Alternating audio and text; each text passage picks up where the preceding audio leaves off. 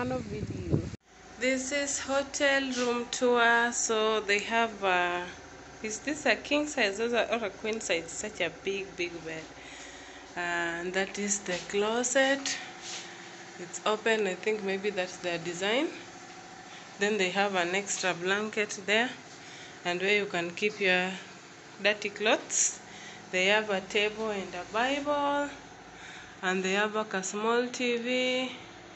I love this, love this, love this. They have AC. Mombasa is hot. Then they also have your bathroom and your sink. Bathroom and toilet is two in one, yeah. So this is where I'll be staying in the next 4 days. Let me now take you outside so that you can see the gorgeous view. So look at this hotel from outside. It's called Beaumont Hotel and it's in Mombasa Kilifi Road, just some meters away from Tuapa town, and it's it's so close to the road, like 3 minutes walk.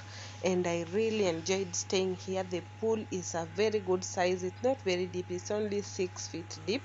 That is not very deep. So thank you so much for watching. Don't forget to subscribe.